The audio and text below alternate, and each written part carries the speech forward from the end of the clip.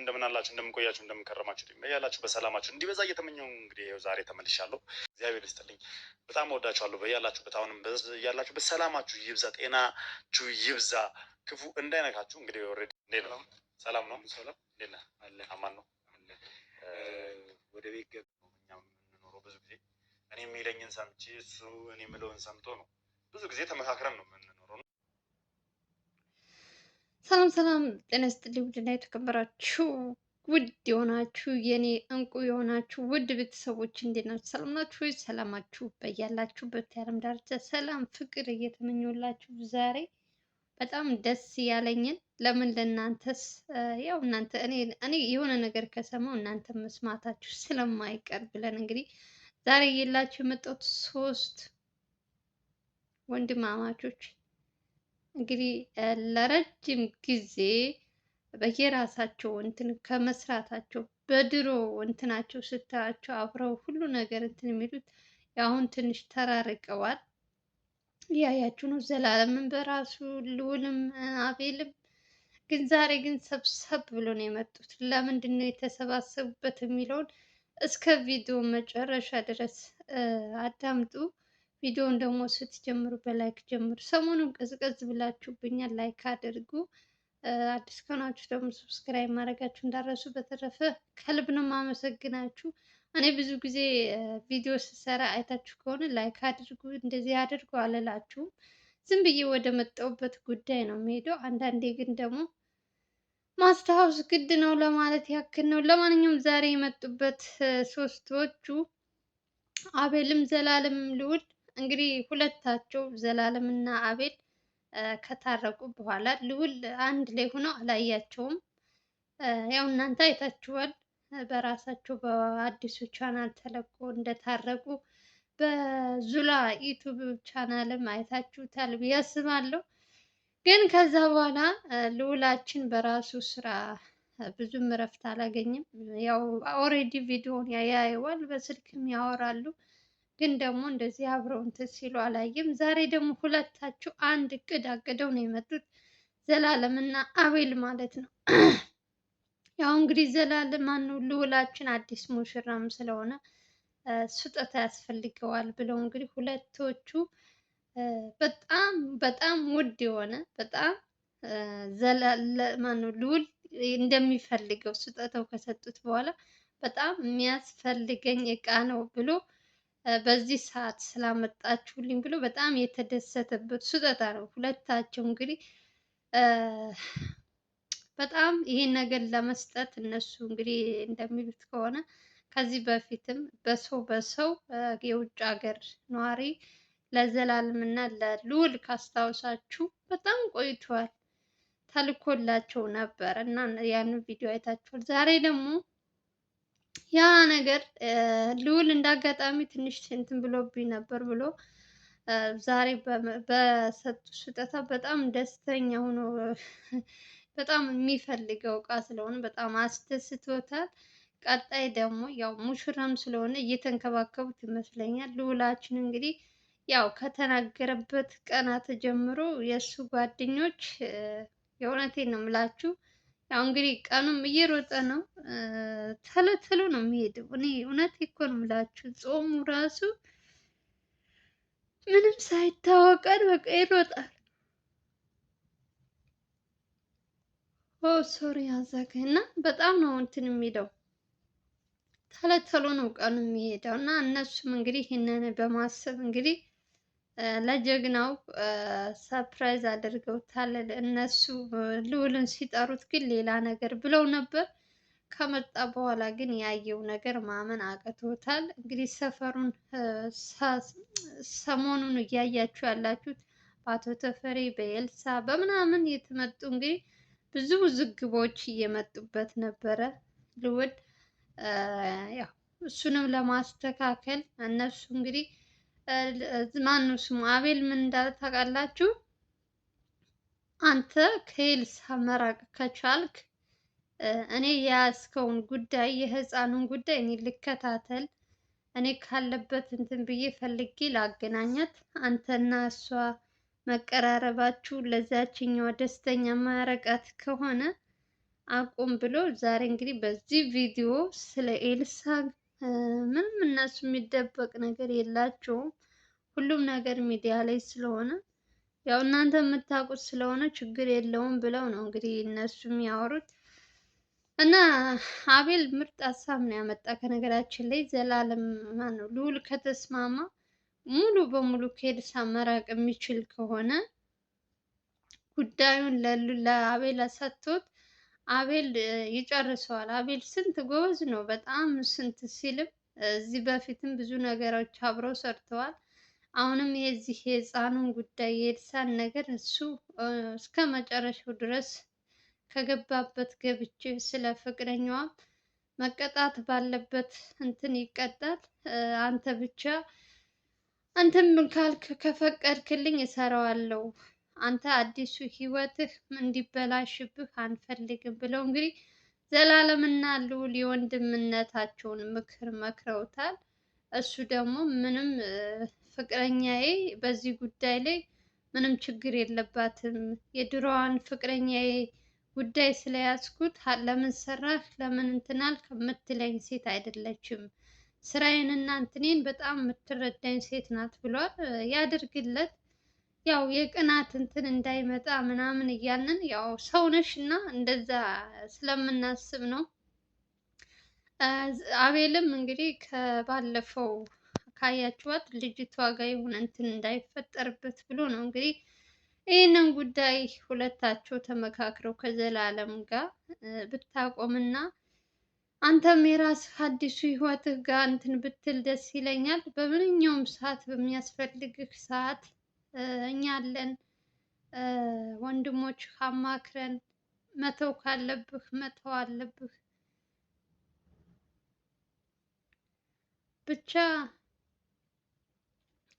ዛሬ ያመጡት ሀሳብ ዘላለም እና አቤል በጣም አሪፍ ነው። ለልዑል በተለይ ለልዑል አሁን እንዳለበት እንትን የሚያግዘው ይመስለኛል። ያው ልዑል ታውቁታላችሁ የሆነ ነገር ከጀመረ መጨረሻውን ራሴን ትሳልል አልተውም የሚልበት እንትን ስላለ እንደዚህ ነገር ደግሞ በልህ ወይ በእንትን የሚሆን ነገር አይደለም። ቀስ ብለሽ ነገሮችን አመቻችተሽ ምናምን ቀስ በቀስ ካልሆነ የሆነ እንትን ፈልገሽ ያንን ነገር እጨርሳለሁ ያኛው ነገር የሚበላሽብሽ ከሆነ ይሄ ትንሽ ከባድ ነው የሚሆንበት።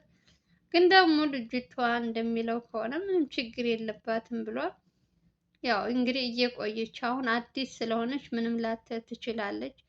እየቆየች ደግሞ እነሱ በቀን በቀን ሲገናኙ ወይ የሆነ እንትን ሲብሉ የምትቀና ከሆነ አቤል አምጥቶለታል እንትኑን ሀሳቡን ሙሉ በሙሉ ለአቤል ሰጥቶ እሱ ደግሞ ሌላ ኬዝ መያዝ ይችላል። በጣም ብዙ እንደዚህ በራቸውን ዘግተው እገዛ የሚያስፈልጋቸው ሰዎች ስላሉ የሌላ ሰው መስራት ይችላል።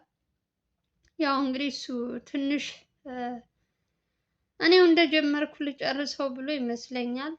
ነገሩ አዲስ ነገር አይደለም። ችግር የማይፈጥርበት ከሆነ ቢሰራም ችግር የለም። ያው እነሱ የወንድምነታቸውን እንግዲህ የተሰማቸውን እንትን ነው መጥተው ለሱ እንትን ያሉት። እናንተም ተመልካቾች አብዛኞቻችሁ ከኤልሳ መራቅ አለብህ፣ የኤልሳን ጉዳይ ለሌላ ሰው አሳልፈ ስጥና ሌላ ሰው ይጨርስላት፣ አንተ ከሷም ካቶ ተፈሪም የምትሉ በጣም ብዙ ኮሜንቶች እያየው ነው። እንደዚህ አይነት ነገሮችም እያላችሁ ነው። ያው እንግዲህ እሱ እንደሚለው ከሆነ ምንም ችግር አልፈጠረብኝም እስካሁን ከእሷ ጋርም ሰላም ነን ብሏል። ስለዚህ እኛ ምንም እንትን አንልም፣ ነገሩን አናካብደውም፣ ቀለል አድርገን እንግዲህ ወንድሞቻችን ዘላለም እና አቤላችን እንግዲህ ለወንድማቸው የማይሆኑት ነገር የለም። እንግዲህ ሁልጊዜም እነሱ በችግራቸው በደስታቸው አንድ ላይ ናቸው እና ፈጣሪም አይለያችሁ። ሁልጊዜም በምትሰሩበት በምትሄዱበት ሁሉ በተለይ ለምትሰጡ ሰዎች እጥፍ አድርጎ ይስጣችሁ ነው የምንለው። ያው አሁን ደግሞ እንግዲህ ታውቃላችሁ ብዙ ነገሮች ተደራርገው ብዙ ነገር ተንትንታችን ምንድነው ስሙ አሳልፈው ምንም እንኳን እኛ ተለተለው እነሱን በየቀኑ ባናያቸውም ከጀርባ ግን አብረው እንደሚተጋገዙ በተደጋጋሚ እየተናገሩ ነው። ዘላለምም እንግዲህ ከልዑል ጋር በተቻለው አቅም እንግዲህ ብዙ ነገሮችን አብረው ነው እንትን የሚሉት። ግን ደግሞ በዚህ ጉዳይ ላይ አስፈላጊ ነው ካልክ እኔም ልሰራው እችላለሁ፣ አንተ ማቆም ትችላለህ። ምንም የሚያስችል ያው እንግዲህ ዋናውን ነገር እንግዲህ የተገናኙበት አላማቸው ስጦታ ለመስጠት ነው። ግን ችግር የሚያመጣብህ ከሆነ ኤልሳን ስራ ስትሰራ ከፍቅረኛ ጋር የድሮ ፍቅረኛህን እንትን እያልክ ምናምን የምትል ከሆነ ማቆም ትችላለህ። እኛ ወንድሞች እንጨርሰዋለን ብለዋል። እንግዲህ ዘላለምና አቤል ማለት ነው። ኩራት ተሰምቶኛል። እኔ የእውነቴን ነው የምላችሁ። አንድነታቸው፣ መተባበራቸው፣ በሁሉ ነገራቸው በቃ አንድ ናቸው። ምንም ፈጣሪ አይለያችሁ እያላችሁ እስኪ ኮሜንት ጻፍ። የእውነቴን ነው የምላችሁ። ሌላ ፕራንክ ውሸት ምናምን ሲሆን ላይክ፣ ሼር፣ ሰብስክራይብ ታደርጋላችሁ። ትክክለኛ እነዚህ ጀግናዎችን እንትን ደግሞ እያመጣ ስናሳያችሁ የት ናችሁ ግን? እውነቴ እኮ ነው የምላችሁ። ልዑል እኮ አንዳንዴ ወዶ አይደለም የሚናገረው። የውሸት ፕራንክ ምናምን ምናምን የሚታይበትን ያክል ቪው እና ሰብስክራይብ እነሱ የላቸውም። እና ልዑል በተደጋጋሚ ይህን ቃል ሲናገር እሰማዋለሁ። ስንት መስዋዕት እየከፈልን ስንት ነገር እያለን ለምንድን ነው ቪዲዮዋችን የማይታየው? ለምንድን ነው ሰብስክራይባችን የማያድገው? ይላል ሁልጊዜ ማለት ነው። እና እውነቱን ነው። አንዳንድ ጊዜ እንደ እንትን ስናስበው ከነሱ ይልቅ ቁጭ ብለው ምንም ነገር ሳያስቡበት እግራቸውን ዘርግተው ምናምን ፕራንክ የሚሰሩ ሰዎች እኮ በደንብ ነው የሚሰሩት። እነሱ ግን ስንት ውጣና ውረድ አይተው ከገጠር እስከ ከተማ እዚህ ቦታ ነው ከተባለ ስንት መንገድ ሂደው ነው ቪዲዮ ቀርጸው ኤዲት አድርገው ምናምን የሚያስተላልፉት። የኔን ተውት፣ የኔ አትቁጠሩት። የኔ ዝም ብሎ የእነሱ ደስ ስለሚሉኝ ያው እናንተንም የኔ የምትወዱ ሰዎች ብቻ ላይክ ብታረጉም እኔ ችግር የለውም። ግን እኔ እያወራ ያለሁት ስለማን ነው? ስለ ልዑል፣ ስለ እነ አቤል። ሚኪ አሁን ሚኪ 50K እናስገባው ከተባለ እንግዲህ ከእስር ቤት ጀምሮ ነው። እዛችሁ ቁጭ ብሏል፣ አይንቀሳቀስም። ምንም ነገር እንትን አላለም። ለምን አላውቅም። እኔም ለራሴ ጥያቄ ነው የሚሆነኝ። እሱም ከነጭራሹ ጠፍቷል፣ አልሰራም ብሏል። በቃ ሚኪም ከነጭራሹ ከእስር ቤት ከወጣ በኋላ ሶሻል ሚዲያ ላይ አልመለስም ብሏል። ምን እንደነካው እንግዲህ ምንም አልታወቀም። እነ ልዑልም ዝም ብለዋል። እንግዲህ መጨረሻውን ደግሞ መልካሙን እንግዲህ የራሱ ምርጫ ነው። ደስ ካለው ይመጣል፣ ካላለው ደግሞ ከደበረው ባለበት ሰላም ይሁን። ግን በቻላችሁት አቅም የእውነቴን ነው የምላችሁ እናበረታታቸው። ይሄ የህይወት ጉዳይ ነው፣ የቀልድ ምናምን አይደለም። ብዙ መስዋዕት የሚከፍሉበት ነው እና ሲያንሳቸው ነው እነሱን ማበረታታት አለብን ብዬ ነው የማስበው። እኔ በቻልኩት እንትን በአንድም ሶስትም አራት ስልክም ባለችኝ ማለት ነው እየቀያየርኩኝ ቪዲዮአቸውን ሼር ላይክ አደርጋለሁ። ከአንዴ የሚደገም ቢሆን ብደግምላቸው ደስ ይለኛል። ግን አንድ ጊዜ ካረግሽ በቃ መድገም አይቻልም እና ፕሊስ ጋይስ እናበረታታችሁ። እኔ ዛሬ ይሄን ላወራችሁ ሳይሆን የመጣሁት ዘላለም እና አቤል ምን እንዳደረጉት ልዑልን እንዴት እንዳስደሰቱት ልነግራችሁ ነው የመጣሁት። ሞር ደግሞ በዚሁ ሀሳቤን ለመናገር ያክል ነው። እናንተም ትወዱታላችሁ። እንግዲህ በተለይ ልዑል እና ዘላለም አቤል አንድ ላይ ሲሆኑ የብዙዎቻችን ፍላጎት ነው፣ የኔ ብቻ አይደለም። አብዛኞቻችሁ እነሱ አንድ ላይ እንዲሰሩ እነሱ አብረው እንትን እንዲሉ በጣም ብዙዎቻችን በተለይ ልዑል እና ዘላለም እንዲለያዩ ማንም ሰው አይፈልግም። የእውነቴን ነው የምላችሁ። ሁልጊዜም አብረው ግን ደግሞ ያው ከስራቸው አንፃር ብዙም አንፈርድባቸውም። ዘላለም ዱካሹ ካቆመ በኋላ ብዙም አይደለም እንደ በፊቱ።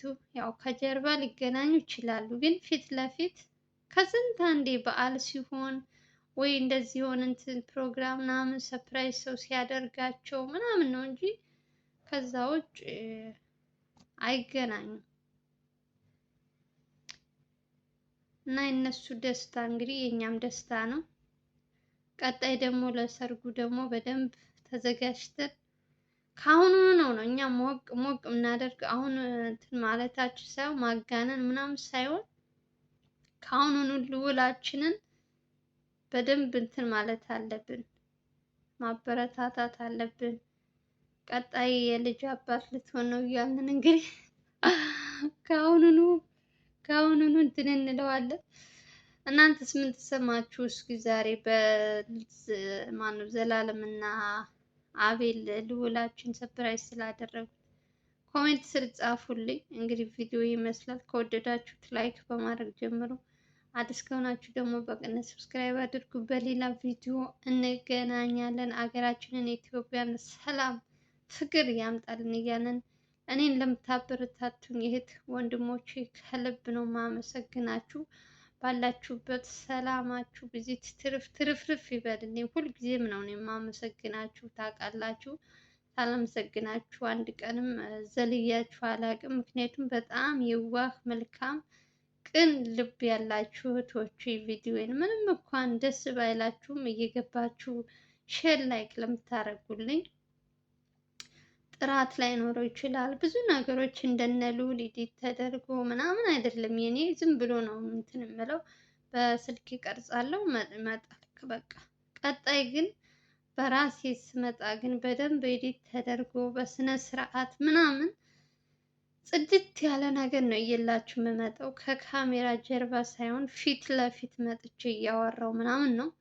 ያው ይሄ የሚሆነው ደግሞ እናንተ ከኔ ስታበረታቱኝ ቪዲዮዎችን በደንብ ቫይራል እንዲወጡ ስታደርጉልኝ እኔም የመስራት ሞራኔ እየጨመረ ይመጣል። እንግዲህ እግዚአብሔር ሀገራችን ሰላም ያድርገው እላችኋለሁ። ባላችሁበት ሰላማችሁ ይብዛልኝ። ባይ ባይ።